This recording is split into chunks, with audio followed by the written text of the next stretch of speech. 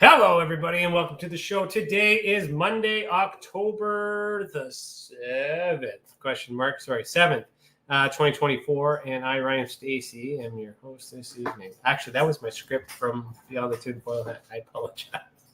If today is not that date, then you are watching a replay. We are broadcasting live on the United Public Radio Network, the UFO Paranormal Radio Network. 105.3 FM on the Gulf Coast and 107.7 FM in New Orleans. We are also broadcasting live on social media, and this show is brought to you by the Experience Your Support Association.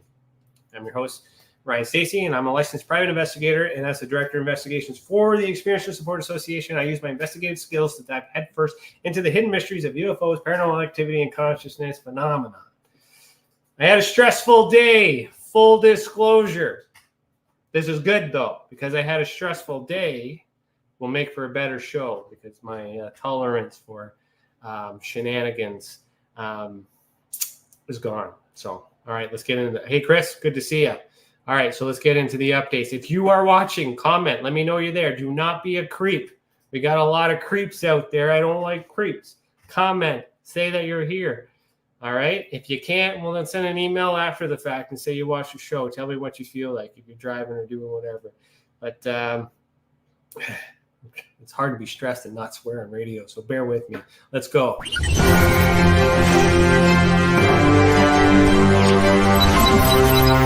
Tessa News and Updates. All right. Hey, Jill, I see you. Thank you for tuning in. Hello. Thanks for not being a creep. LOL. Did I just... Yeah, anyways, sorry. Not sorry. Okay, kids. Here we go. So, the updates this week for Tessa. No articles, no new classifications, no new documents because I've been busy. I apologize, but you get what you get. Today we're going to talk about the RCMP UFO reports from Clan Lake. There's a few reports, so I'm going to get into those. Hopefully we have enough time. We do not have an episode next. I don't have an episode next week because it's Thanksgiving weekend. But you will have Beyond the Tinfoil Hat. I am not celebrating Thanksgiving weekend. Just to be absolutely clear, I do not recognize that holiday, but I am taking the day off because I got some family things I need to attend to. All right. But just to make that clear, I'm not observing that holiday. I'm just taking that day off because the opportunity is there. Tomorrow, Tuesday, Beyond the Tinfoil Hat, we got this guy. Are you for real? Is this guy named Luke Walker? Is there? Okay, so our guest is Luke Walker. And if his middle name is Sky, I'm going to be over the moon. So that's a question I have. Luke, Sky, Walker. Anyways, topics are ghosts, paranormal, wrestling with ghosts. All right. So tune in tomorrow at 7 p.m. Eastern Standard Time. Or Eastern Daylight Time, whatever one you want to use, and check out Season 6, Episode 39 with Luke, possibly Sky Walker, and Danny Whitson, okay? And I think that's the updates. Everything that we talked about in previous episodes, it's still in development. I will say and keep myself accountable. I am behind on a lot of the things I promised because this is a very busy month for Blacklight, which is also funding all these things. So I got to get a lot of things out of the way. So I do apologize if I've made promises to people and I haven't fulfilled that, but all that will come to fruition within the next 30 days or so. But thank you for your patience. I mentioned this before. We do need a help. So if anybody wants to volunteer their time or contribute to the mission, please send us an email at admin@experienceyoursupport.org. And for those of you who are helping and willing to help, I appreciate it. And I'll get to you as soon as I can. All right. So today's topic, I believe, is in the category of aerial activity. Jillian, Chris, if you guys got any questions, now is the time to ask. Or save them for the end of the show. But please ask me questions because this show will get better if I have questions.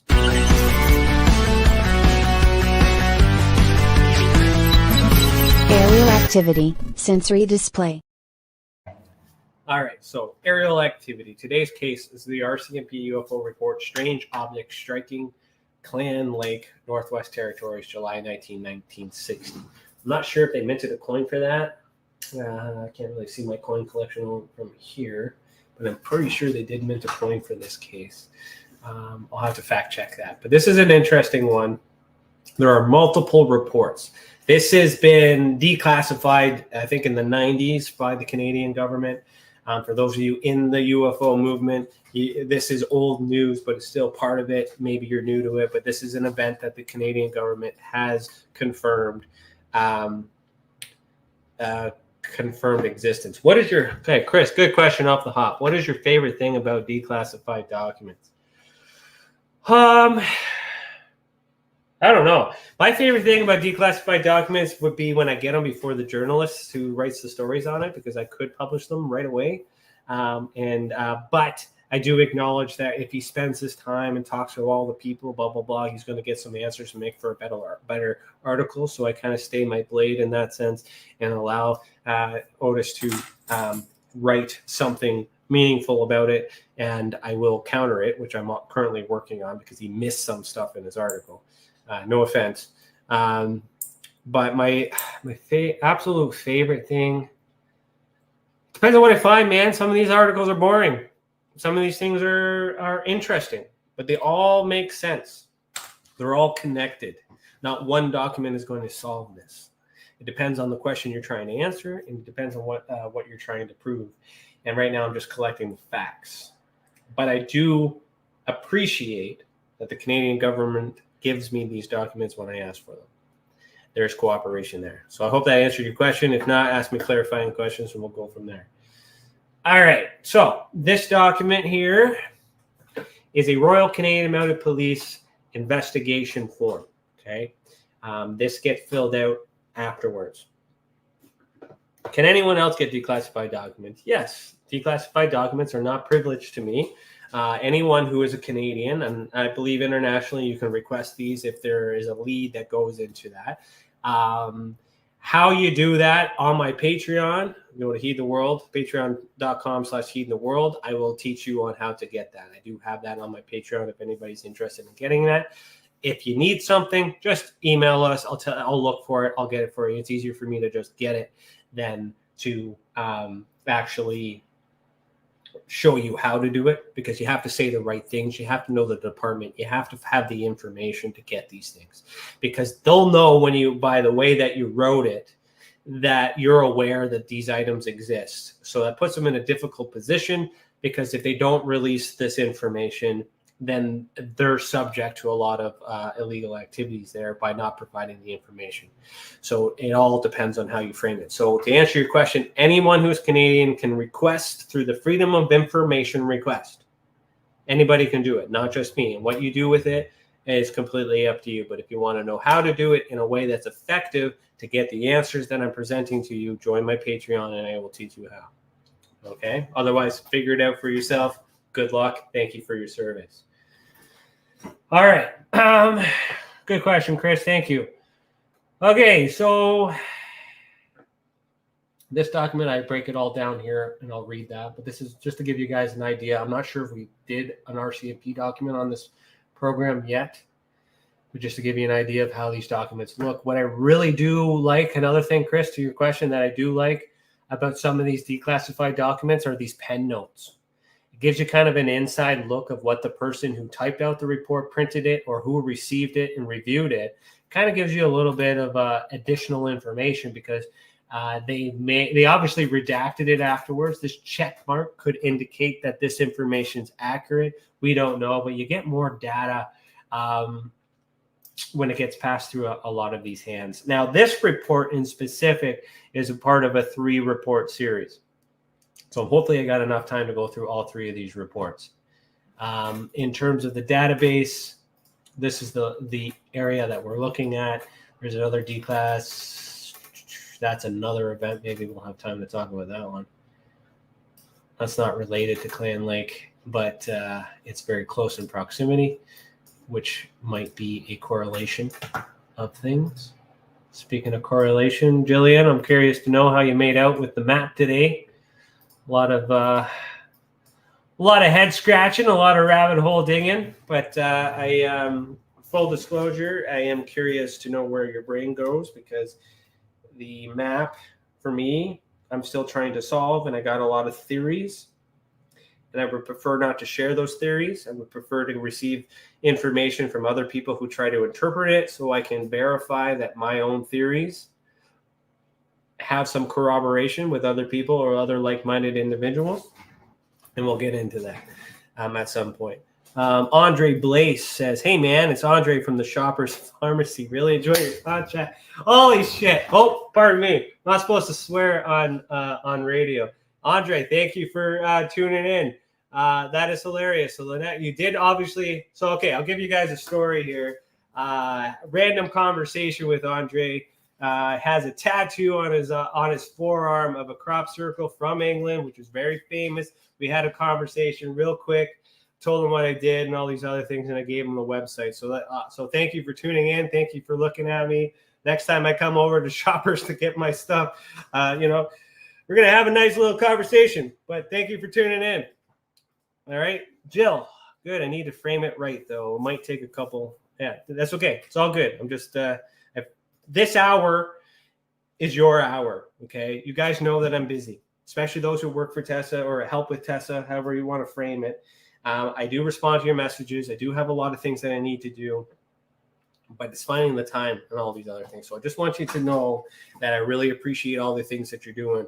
But to take this to the place that we want to take it, we got to firm up some things. So take your time. Don't rush. We'll get there when we got it. All right, you got it, man. Looking forward to it. Yeah, awesome. Small world, eh? Small world. Broadcasting to 150,000 people right now. And I'm talking to somebody who's literally over there. Okay, let's go. Okay, so this Clan Lake, this is Clan Lake, obviously, here. This is what we're looking at. Let's get into that. This report we'll talk about. This is report number 1. Then we'll get into report number 2, report number 3. As long as there's no times. Jillian says, I don't need any information from you right now. You'll see why. Okay, good. All right. I'm not going to tell you where to look. This is your journey. Figure it out. Let me know. I'll let you know where we're at. So for those on radio, because you can't see this, I'm going to read this out to you. For those of you that want to do some further reading, I will copy and paste this into the chat, and we'll go from there. Okay, so redacted, Yellowknife, Northwest Territories, report of strange object striking Clan Lake District, Northwest Territories, Yellowknife detachment case. So that's just information about the RCMP detachment. Okay, striking Clan Lake. So that suggests that there was enough force to consider it a strike impact, or that's just the term that was used to describe this event. So maybe it's more. Let me try something different. I want you guys to look. You don't need to see the document while I read it, but maybe you can look at the area while I'm reading it. That might have a better effect. So a statement of redacted. Okay, let me see here. So with reference to the above, please be advised that this redacted contacted this office and advised that on 22/6/60, so June 22nd, 1960, he had been camping on the shore of Clan Lake. Okay, so somewhere on this shore. Okay, it's unclear. I don't think I know exactly which shore, but it's in this area. Okay. And then after hearing a strange noise, he had seen a strange object strike the water of the lake, and after spinning on the surface for a short length of time, the object had disappeared beneath the surface. Okay, so it's spinning while it hit. What could that be? That means or suggests that the object was in motion and rotating in some way before it fell. Now, that could be an engine. It could be a propeller of some sort. It could be anything that can be explained, but that's just some more clarification on what this is. The following self-explanatory statement was given by redacted. So the age of redacted of Yellowknife, Northwest Territory, the age has been redacted. I'm not sure why they would redact the age, especially if they redact the name, unless it's a youth, which wouldn't really make it credible. But, can't say it wouldn't be credible, but that's odd to me that they redacted that. Okay, so on June 22nd, 1960, at about 6 o'clock p.m., I was dropped off at Clan Lake by a Wardair otter. Okay, so it's old enough to be on a plane. We piled my camp gear, be on a plane alone. We piled my camp gear on the shore and the plane left. That doesn't make sense. You're obviously old enough to be smart. Why did you redact the age? I don't know. Okay, about 20 or 25 minutes after the plane left, I heard a noise which sounded to me like a big plane in the distance. That's what I thought. I never paid much attention to this noise until it got loud. I looked in the sky, but I couldn't see anything. The noise appeared to come from very high.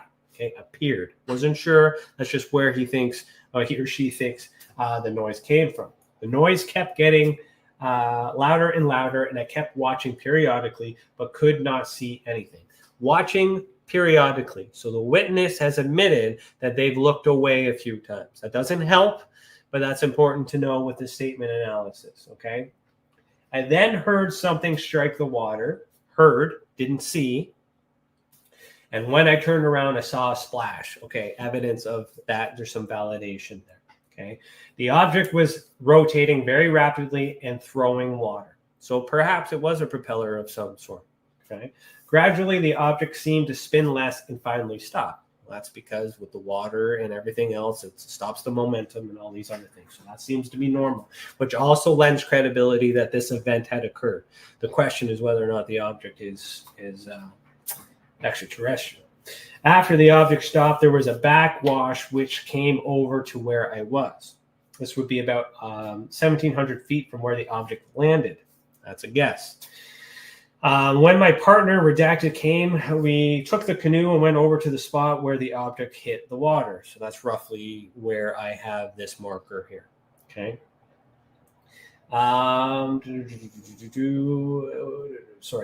There was grass about 18 inches high where the object hit, and this appeared burnt on the east. So appeared to be burnt doesn't mean it was burnt. So on the east. So now we're looking somewhere over here. Okay. Somewhere down here. Where the object struck, and the rest of the grass around an area of 20 feet by 60 feet was cut up in small pieces. So that's a pretty big yield of damage. You got witnesses who got in the canoe, they explained the thing, and they saw it. Okay, we're still looking for information that explains that. How did it burn? Well, what could burn the crops? Any normal object could burn it. It doesn't have to be extraterrestrial. It could be an airplane, for all we know. We felt around with the paddles in a pole and found a channel which corresponded to the cut path of grass. So now we're getting into channels. So we're somewhere down here. Okay, eastern side. It's likely down in here. Okay. We felt this channel would be about 1 foot deeper at one end and about 3 feet deeper at the other end than the lake proper. So they're taking actual measurements with their oar there, and that's how they're coming to that. The lake floor appeared to be very much disturbed and the water very muddy. My partner and I went back to the spot on 2 or more occasions and looked and felt around, but could not see or feel anything. The object I saw in motion in the water appeared to be about 4 to 6 feet wide. I could not see any color because of the flying water. I did not see any stream when the object hit the water. So just because he's able to feel in that depth, doesn't necessarily mean that that's where the object sank or where the object is sitting or that sediment that's there. It may go deeper. If it's sinking sand of some sort or sinking mud, it's going to grab it. It's going to bring it in. But this is a very good detailed explanation to kind of figure out where it would end up. Okay, so that is the witness statement. So the next report will be in regards to the investigation. Okay. Any questions, or are you guys just listening? All right, no questions. Okay. So this report, number 2, I'll put that in the comments here if you guys are looking for it.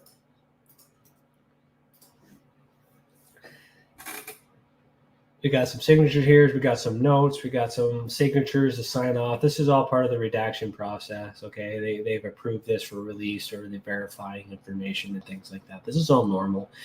For those of you in America, notice how little we redact, whereas your redactions are literally pages.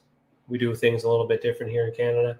And there are reasons for that, but unless someone asks, I'm not going to get into it.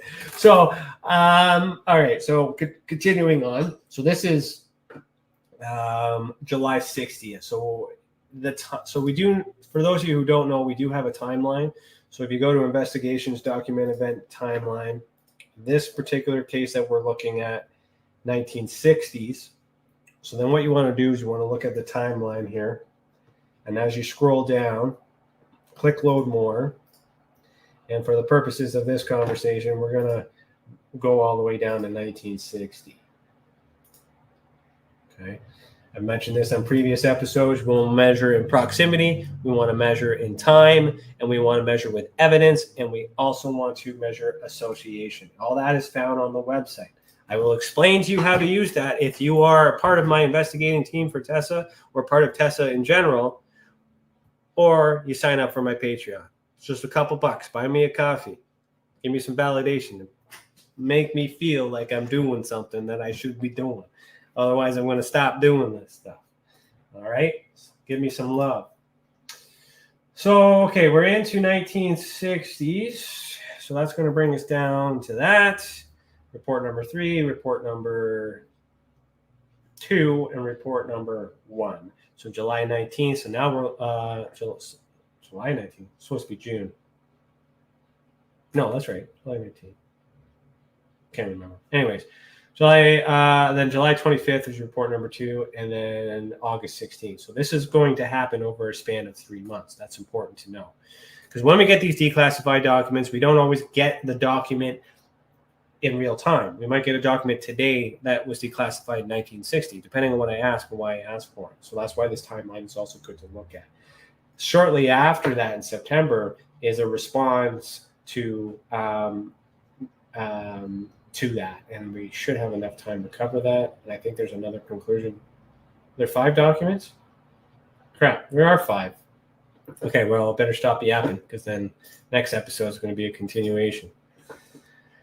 Okay, so let's get back into this. Can't do that anymore, can I? Sorry, kids, trying to make this more visually appealing for you. But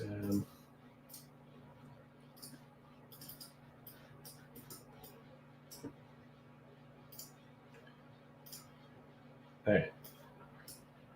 So I'm just going to zoom, for those of you on radio, I'm just zooming back into the area in which all these things happen for a visual reference. If that's not good with you, then you can sign up on YouTube and watch for yourself. Okay. Lisa, I see you. Hello. Hi, Lisa. Thanks for tuning in. Thank you. Okay, so with reference to the above and the previous report submitted in this connection, okay, so that's referring to the first one that I read, okay? Please be advised that on this date, an aerial patrol was made to the scene of this unusual occurrence. So what this is a response to that witness complaint. So this is good. A civilian made a complaint, and we're seeing immediate, well, I wouldn't say immediate, but 30 days later or a few days later, whatever the distance is, we're seeing a response from our government. So that's good. And there's a report that speaks about it. From observations from the air and from the pontoons of the plane, it would appear that an object did land on the east side of Clan Lake. So they're confirming that. However, nothing could be found. Does that not sound familiar? Look at the Yukon thing, that Chinese satellite that allegedly fell. Okay, Jillian, we'll talk to you. Catch it on the replay. See ya. From observations This place where this object is supposed to have landed is a cove which is grown up from considerable distance from the shore, which the usual type of water reeds which are common in all lakes in this area. So that corroborates the witness testimony. They did find something that was described by the witness. This is good. This is very good police work, very good information. This is a space approximately 12 feet wide and 40 feet long, so that measurement is very close to what the person guessed, so that gives credibility to the witness. Where the reeds are completely gone and the water is in this space is slightly deeper. All right, so there's a drop off. The lake bottom in this area is soft black mud and is of considerable depth, and if anything should have hit it, no doubt would it have penetrated for a considerable distance. Apart from the above observations, nothing unusual was seen. So they're validating that it's possible that something had hit, and if it did, it would be consumed in this mud. Okay, but what is the object? A patrol was anticipated to that area by canoe, but a check with local prospectors advised against it due to the frequency and lengths of the portages. Mr. Redacted Yellowknife, Northwest Territories, who operated a prospecting outfit business in Yellowknife, and who has his own plane. Oh, thanks, honey. Thank you. He has been prospecting and mining for approximately 30 years and is quite familiar with this part of the country. So we bring in an expert, and is of the opinion that something did land in the area described above. So this is good. Police validate the witness, and then they call in an expert. This is how police work should be done. Okay. This is good. A further patrol is anticipated in the area with Mr. Redacted just as soon as it's convenient, but for him, and it is intended to go over the area with a Geiger counter and to prove the area with a rod. So they want to check for radiation. If nothing should be located at the time, there's a possibility that arrangements can be made at this point to have the area checked with a magnetometer after freeze up. In view of this foregoing, this file will continue as hereunder, showing pending further investigation. Diary date as marginally noted. Requested, please. So that's just referring to this margin stuff over here. So we got validation.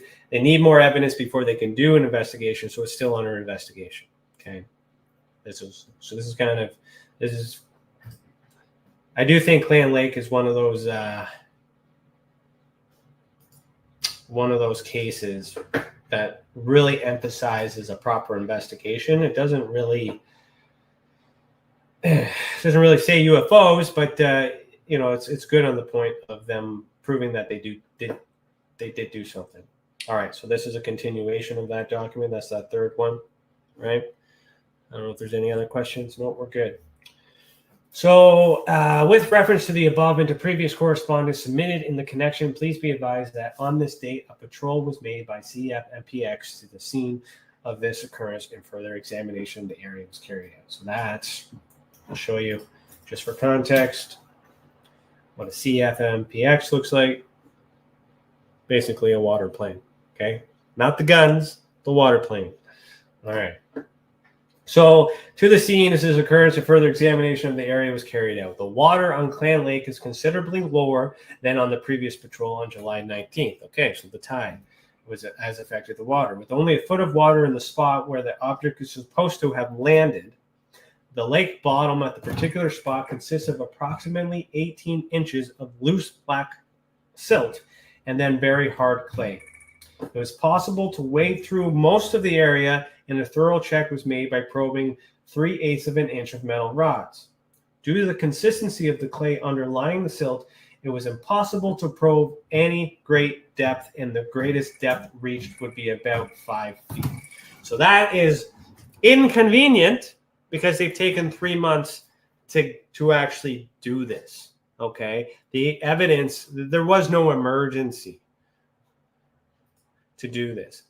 Jan Badney, thank you for tuning in. Good to see you. Have not heard your name in a long time. Thank you for tuning in. Jan is a member of a French organization called Garpan. We've exchanged ideas in the past. We haven't talked in a while. So thanks for liking, Jan. I didn't know you watched this program. Let me know. how things are going. All right, there we go. Be visible above the snow water, blah, blah, blah, blah, blah. So Mr. Gordon Brown, geologist, so that's your expert, which was redacted in the previous report. I don't know why they didn't redact it in this one. Who is in charge of all field work in the area of the giant gold mines, advised that the writer that he would be quite willing to do a magnetometer check of the area after freeze up if transportation was supplied. That's a valid ask because he's a civilian. Government should pay for those things. Mr. Brown would supply the magnetometer. Awesome. Great exchange of services. In view of the foregoing, this file will continue as hereunder shown pending further instructions if in the above regard diary date as marginally noted requested, please. Still under investigation. So what I've noticed is I haven't updated this to show the other 5 reports. So I'm going to use the timeline and then continue with that. Any questions so far?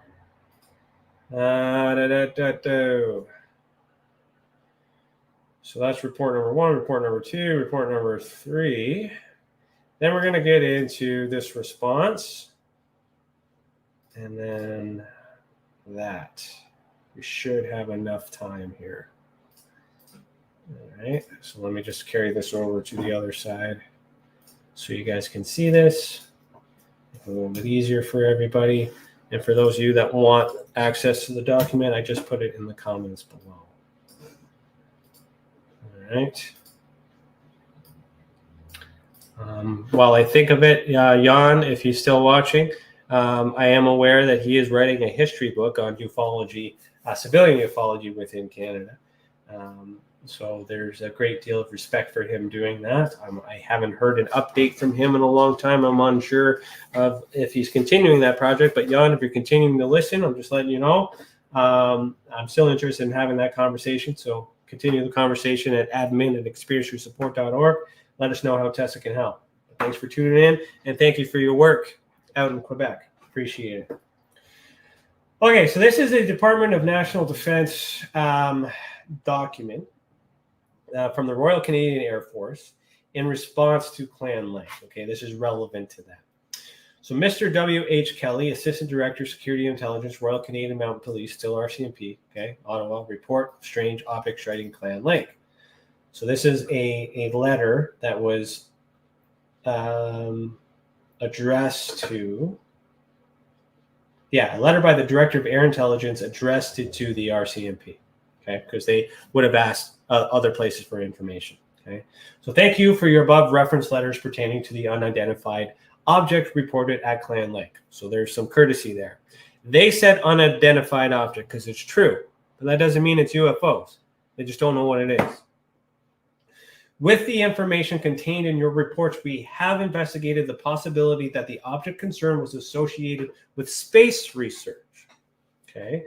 Space tracking agencies in both Canada and the U.S. have been asked to comment, but no record of an impact in this area is recorded. So just because they didn't comment does not mean that they're not aware of that. So let's not assume that their no comment means aliens. Okay, just means they didn't comment. That's the fact. Daniela Delared, thank you. Hello. Hi, good to see you. We are inclined to think here that the object was a meteorite, which in the process of descent through the Earth's atmosphere became heated to a high temperature. That's what they think. Now, if we go back to the witness statement, it described that the object had hit and it had rotated. And yes, there was burns. It's possible, but there was rotation. So does the meteorite, I'm not a meteorologist, and I have to fact check this because I'm on radio right now. So I don't actually, you know what? Let's do this in real time. Does a meteor rotate as it hits the Earth? Will that work? Okay, so rotation of a meteorite as it hits the Earth depends on the size of the meteorite and how it forms. Okay, so it's possible. Okay, remember, guys, I'm the skeptical sleuth. I don't know everything, but so I gotta, I'm not a magic 8-ball, so I do look these things up once in a while when I need to.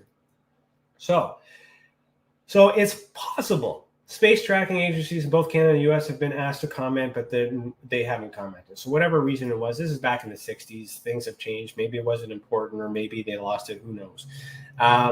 We are inclined to think, yeah, I said that. It is also possible that some degree of disintegration was in process, which might have created an illusion of rotating objects. Okay, it's possible. Also, the heat of the meteor on striking the Earth would undoubtedly cause steam and could account for the burning of the reeds and grass. Notwithstanding the probing drone by your detachment personnel, the possibility still remains that the object penetrated the compact clay layer to a depth denying detection by this means. So they think it's a meteorite. They're not ignoring the fact that something had landed and something has been there, and that it may have been lost to the mud. That's not being ignored right now. Okay. However, they are also assuming there's no evidence to lend credibility to this statement. We can respect that the government bodies doing this investigation have access to more information than we do, but they are also human, right? Their speculation doesn't equate to fact, okay? And the police officer's job is to take all that evidence and try to prove probable grounds, or try to figure that out. We still need that. So the offer by Mr. Gordon Brown of Giant Gold Mines to survey the area with a magnetometer is considered worthy of acceptance. Awesome. So there's consideration of looking further. This gives credibility to the government working with a civilian to get more answers. Do they know these documents are going to be declassified later? I don't know. So we have to give them the benefit of the doubt that they're working within their privacy, right? And there is some good police work here. Being a geologist, he would be quite familiar with the reaction of the instrument and would quite likely be able to ascertain whether fabricated metals are buried in the area. Awesome. Acknowledging the expert and explaining how that specific expert will benefit their investigation. Based on the outcome of his survey, further investigation might or might not be worthwhile. And that's debatable because there's resources involved. Cost money to do these things.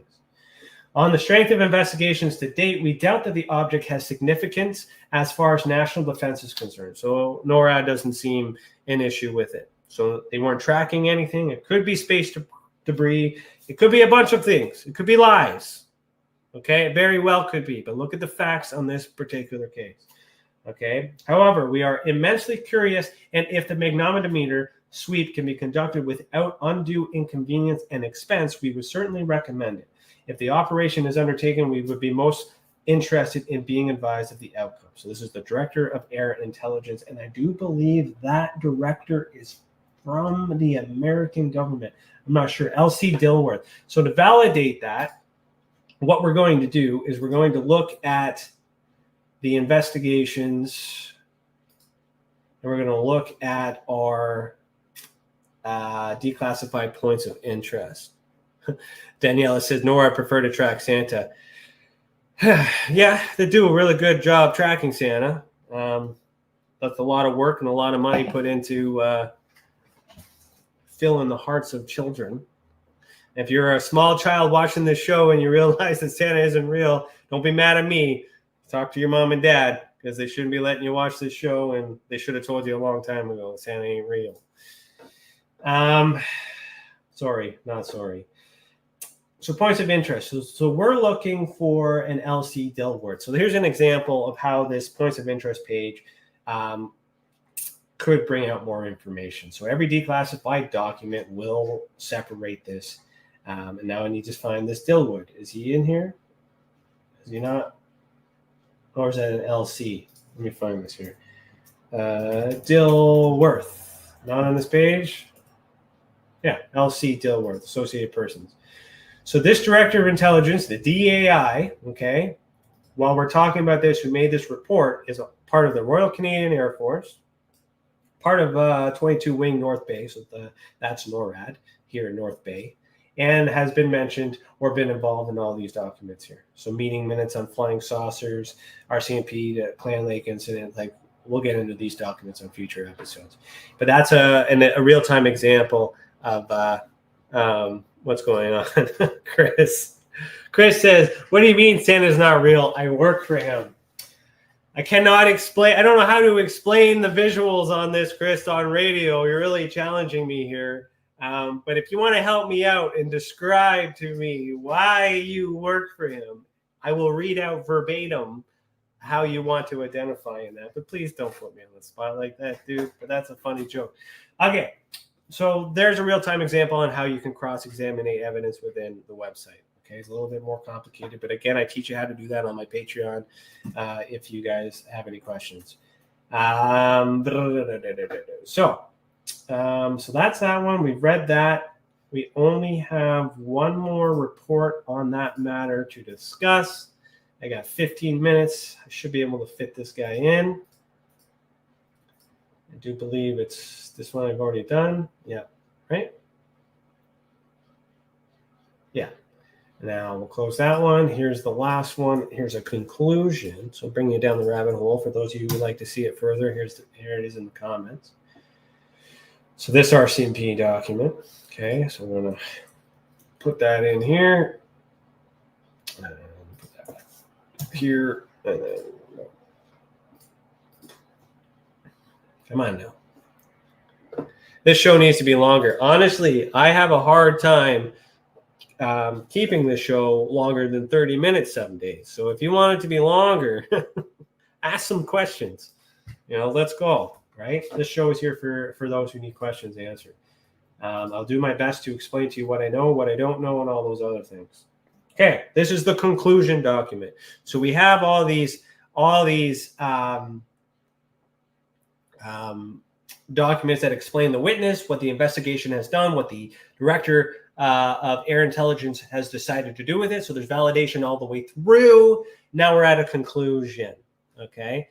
Got some more likes in here. Jimmy Edwin Redick, thank you for the like. Mara McKay, thank you again for the like. Thank you for tuning in. Jan, again, if you're still watching, please comment.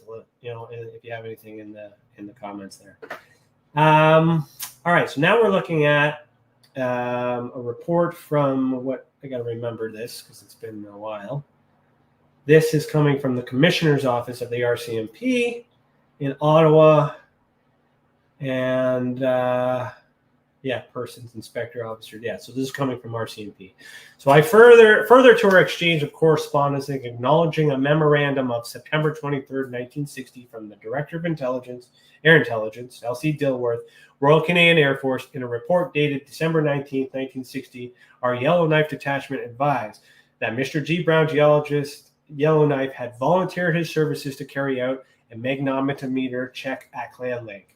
Okay, so that statement alone is a cover your butt scenario, that they are responding in reaction to all of this correspondence, which is also evidence that a lot of internal conversations have happened. We've asked for that stuff. That stuff has been lost because no one has actually asked for that yet, or at least I'm unaware of that. I've checked all the stuff that has been publicly released by the other people doing disclosure movement, to include Grant Cameron, Rutowski as well. To this day, I do not have any evidence, neither does the Canadian government, of the correspondence in between. Okay, just to roll that one out. Doesn't mean they just lost it or it's not existed. Okay, so we have now received a further. Okay, so then he says that, and then says, however, on January 25th, Yellowknife Detachment reported that Mr. Brown had to go to Morocco for some 7 weeks. Consequently, the magnetometer check of the area has been postponed. So this guy's living his life, okay, unavailable to do that. So they postponed it. But they could have asked for somebody else to help out. We've now received a further report from Yellowknife Detachment wherein we are advised that Mr. Brown, owing to the pressure of his work, plus the fact that he is away a good deal of the time, is unable to carry out the magnetometer check as planned.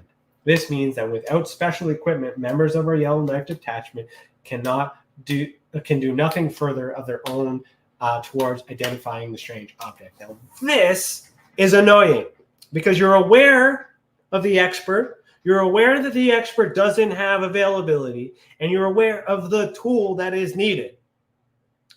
So why not find another expert? Why not grab that tool and take a measurement yourself? However, given the length of time, nothing else has surfaced, everything else that's going on in the world, there's a little threat here. So this will happen in any investigation with the police. If there's not enough leads, they need to make a decision on whether or not the cases that are currently on their desk need more time versus the information that they have.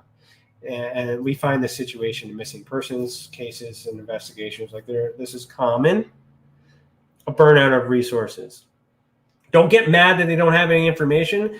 What you need to get mad about is if you're going to be upset about anything, is that length of time in between them actually doing anything and making these reports. Because all this evidence is lost. So do they want this evidence to be intentionally lost? That's a conspiracy. But you also have to give credibility to the people and the realism of this, right? When I asked you to make a report to Tessa, the sooner you have that reported to us, the sooner, the better, because then we can obtain all that evidence that's needed. More time passes, it's hard to work with. And we do a lot of good work, but then you get disappointed because we're only working with the evidence that you have, okay? Frustrating. Yes, Daniela, I agree with you. It is frustrating.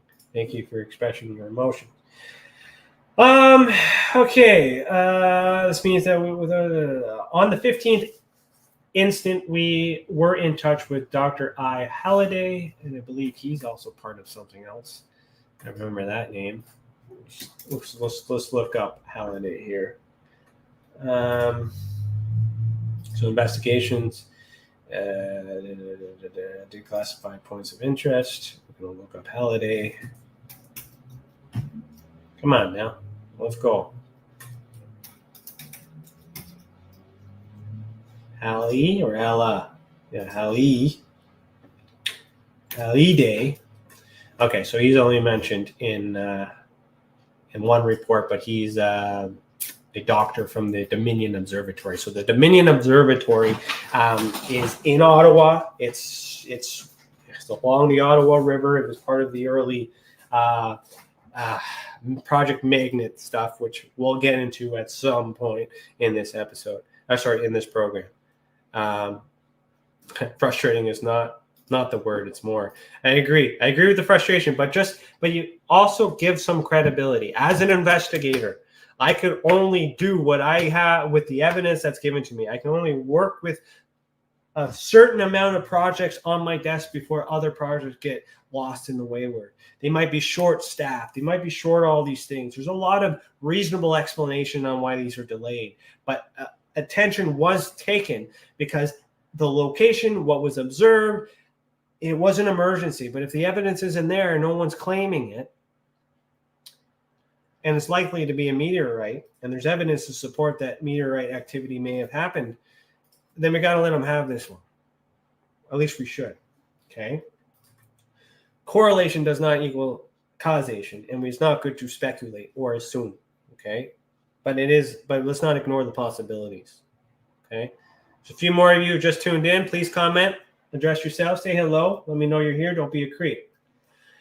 So Halliday expressed the opinion, so no fact, that the unidentified object would be a meteorite. So he went on to say, if the complete picture was supplied to them, their department might see fit to look into the matter further.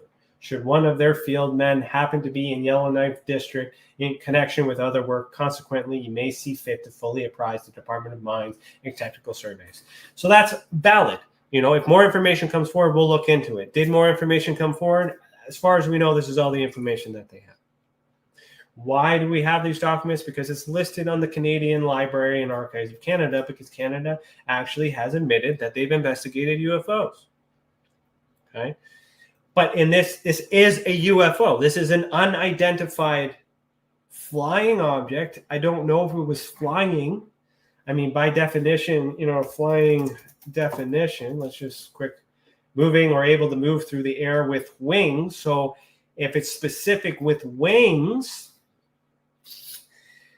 the wings weren't seen. So we can't say it has wings. So it could very well just be an unidentified object, which is how it was described. It does not say UFO. Okay. Especially in an aircraft. Okay. This very well could be a fuselage. It could be a jet engine. It could be a lot of explanation things. It does not appear to be extraterrestrial. but there's validation here that the witnesses saw something. They made a report, and the government did look into it, because what was going on in 1960? Wars in 1960 in Canada. I'm pretty sure that's around the Cold War. Yeah, but it was affected by the Cold War and the Vietnam War. So there's a lot of things going on in that time frame.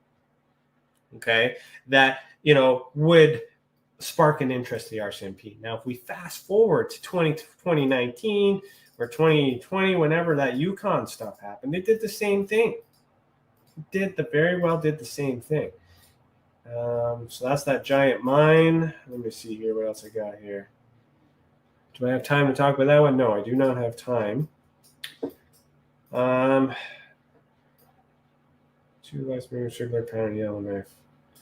Okay, we will talk about this one next episode. Chris, if you can remember this on the timeline. I am not tuning in next week because it is Thanksgiving weekend. I will remind everybody I'm not celebrating Thanksgiving. I'm just taking it off because I have a family matter I got to deal with. And once I deal with that, then everything will be fine. But I do not recognize and acknowledge Thanksgiving. I don't want to explain that to you. I think it's self-explanatory because if you just go back to the previous episode when I was talking about truth and reconciliation. I think that's it. Unless anybody has any questions. So I got a few of you guys watching. There's some likes here. Let me recap. Actually, while you guys are doing this, let me just see here. So with the classification system, okay, a reminder, this is the approved classification system by Paul Hynek, the son of J. Allen Hynek. Okay, and by approval, I mean he has reviewed it. He doesn't see any issues with me pushing forward and trying to enhance his father's work. Okay, so I just want to put that out there for those who are unaware of where this system has come from. And so what I'm going to try and do is, depending on how far the thing was, mental experience is not a mental experience. It was a remote experience of some sort. It could be a close experience because it was right in front of them. Uninvited, we have sight. We don't have any analogical evidence. We do not have any memories, don't have any trauma or psychic abilities. So this is analogical if we could get a drawing, but I don't have the witness statements. I don't have contact information for the witness. So if you are still alive or know somebody who has witnessed this, please give me a statement and then we will add to this. We have demonstrative evidence because we have the declassified documents. We have 5, so that strengthens the case. And we have 2 witnesses. Because they had a partner that paddled on the boat. So this makes this a level 4. Now, back and forth communication doesn't exist. So this would be at least either an extreme close experience or a close experience. You can decide. But it's definitely an uninvited, and it is a level 4, I would say. That's how I would rate that. Check out the Ultra Spectrum classification system. Let me know if you think you would classify it differently. Let me know. I want to know. It's not good enough for me to just make this system. I also need the feedback for those who decide to use it to let me know if this makes sense. All right. I will tweak it. I will edit it. I'll do what I need to do if you can convince me that there's changes that need to be made. As far as evidence go, no evidence at all. No, we have documentation. We don't have drawings. We don't have the original photo. We don't have that. We don't have media. We don't have drawings, but we do have one of the above in the government documentation. So we do have government documentation, which makes it a level 7. However, we do not have an audio clip. We do not have a drawing. We do not have photos. We do not have video or media and drawing. So you can, if you were to classify this, it could be worst, because there's none of these things, or depending on your perspective. It could be 7 if we were to exclude that you need one of the above as well as that. That's debatable, depending on how you interpret that.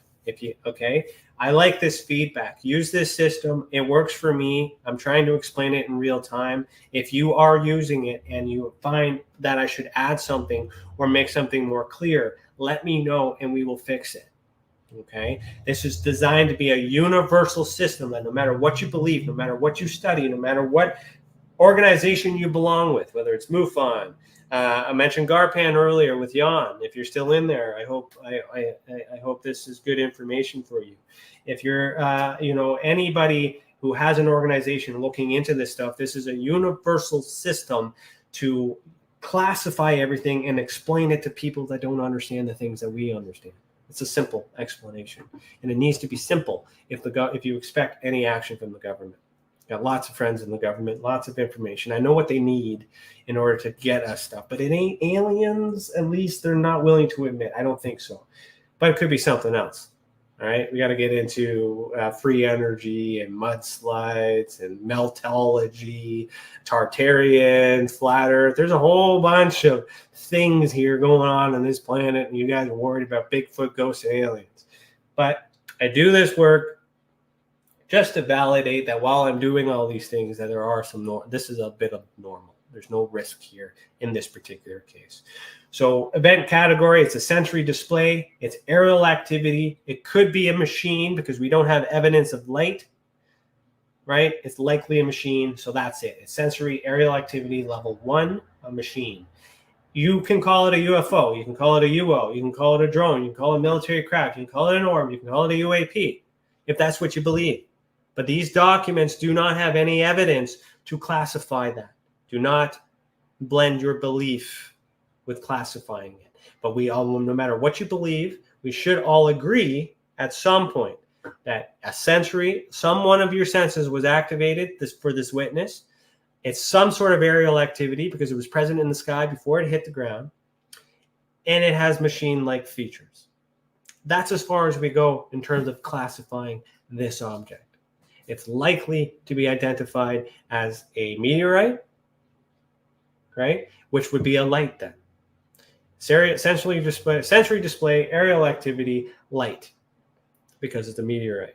But is it a light? No, it's an object. There's a blend there.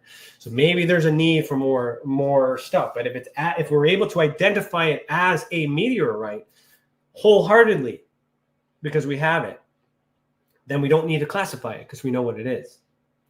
Right? How long until an unknown becomes a known? We'll get into that as we get into further cases. So thank you all for tuning in.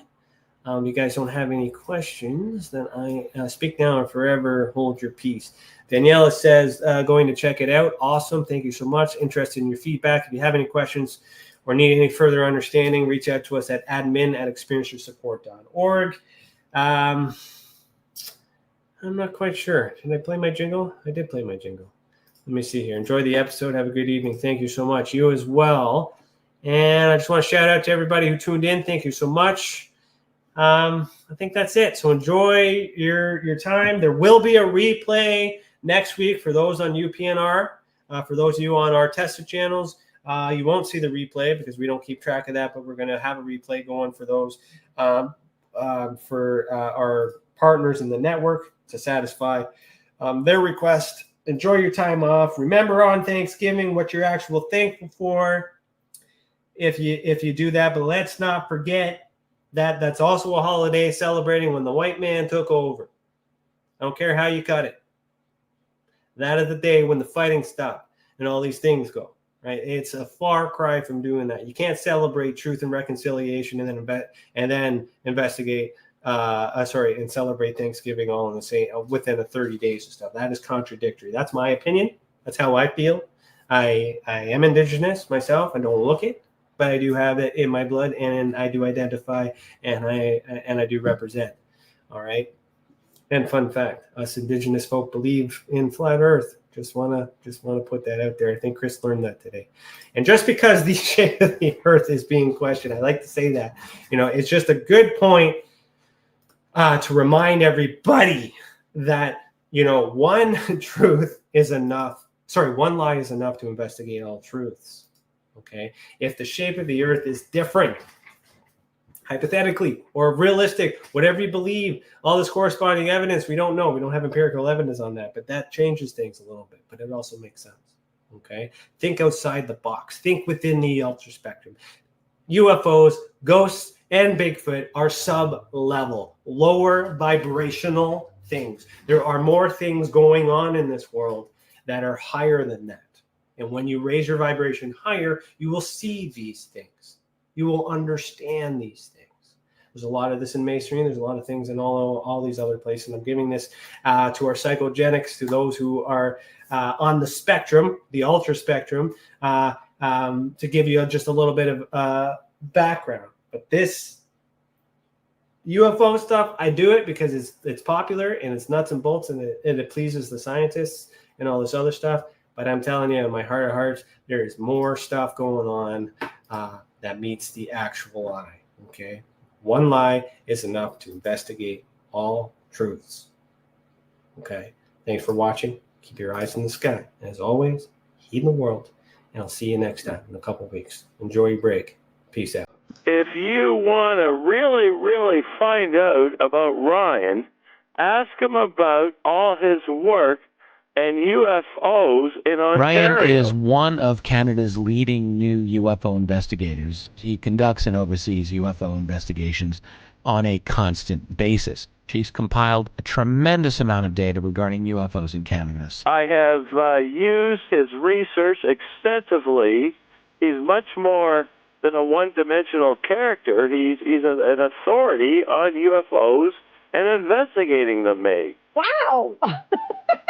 Really goes over how UFO investigations are done and what are some of the mistakes that people make when they submit evidence. For starters, don't edit your videos or photos before you send them. He would come out with an annual report on not only the number of sightings, but how many were unexplained, unknown, or just, nothing could be said. What caused If you it? want to hear more follow-up conversation between Ryan and myself, you can go to richardollandmembers.com, where we have a candid conversation on ufology, the paranormal, and more. And remember, while we learn and grow and search for the truth, let's be good to each other.